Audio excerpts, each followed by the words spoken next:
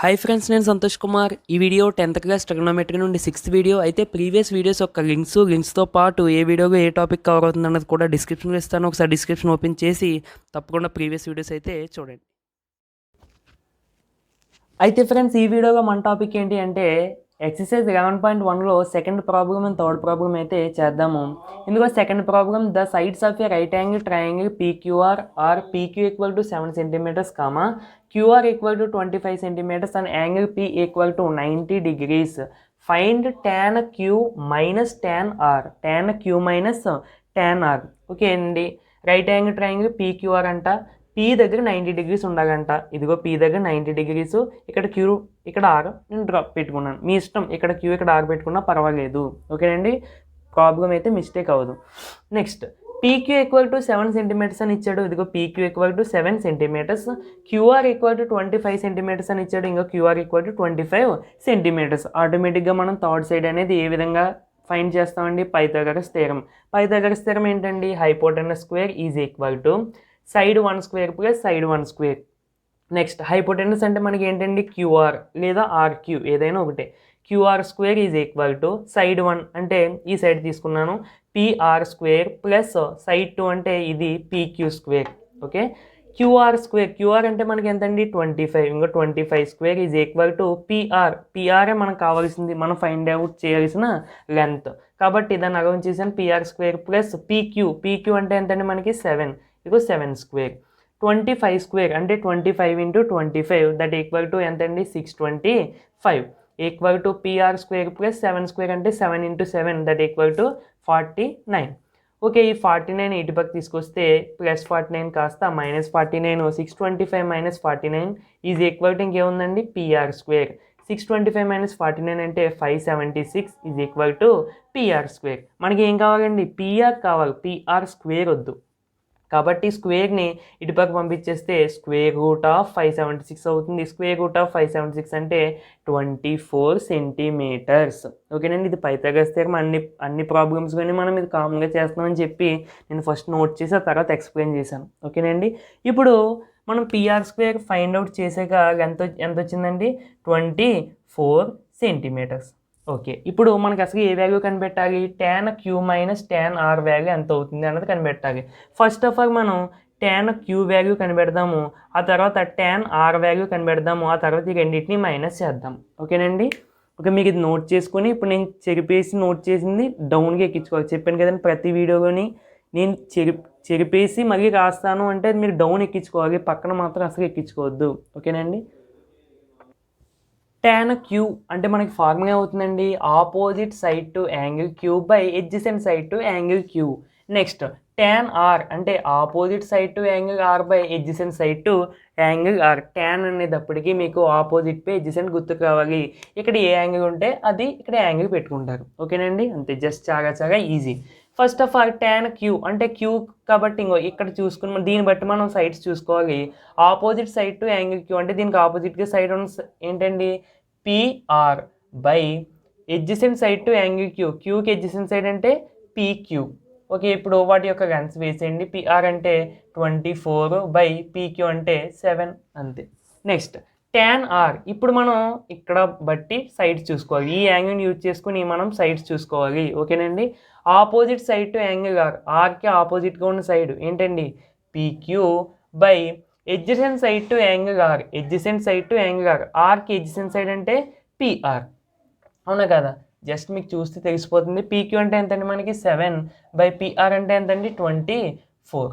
Okay, మనం tan Q value వచ్చింది, tan R value వచ్చింది. ఇప్పుడు మనం ఏ వాల్యూ కనిపెట్టాలండి? tan Q minus tan R value find out చేయాలి. tan Q అంటే ఎంతండి?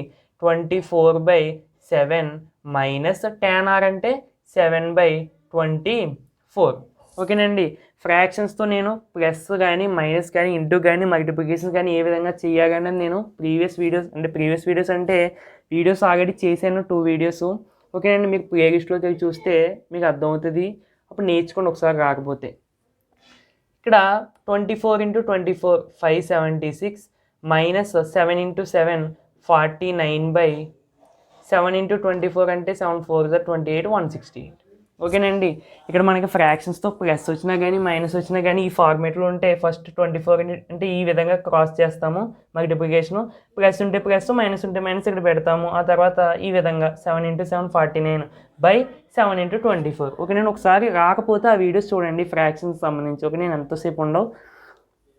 అయితే ఇప్పుడు 576 గురించి మనం ఎంత తీసేయండి, 49 తీసేస్తే వాల్యూ వచ్చేసి 527. అంటే ఒకసారి చూసుకుని చెప్తున్నా, 527/168. ఓకేనండి, చాలా ఈజీ ప్రాబ్లం. మనకి ఇప్పుడు థర్డ్ ప్రాబ్లం కొంచెం కొత్త మోడల్, అందుకని చెప్పి మనం కొంచెం జాగ్రత్తగా చేయాలి. 11.1లో ఎక్సర్సైజ్ థర్డ్ సమ్ అండి. ఇది కొంచెం కొత్త మోడల్ అండి. ఈ పాయింట్ అంటే ఈ సమ్లో మనం చేసే కొన్ని అంటే ఒక పాయింట్ ఉంటుందండి, ఆ పాయింట్ చాలా మందికి తెలియకపోవచ్చు. కాబట్టి ఒక మంచి మోడల్ సమ్ అండి ఇది, చాలా జాగ్రత్తగా వినండి.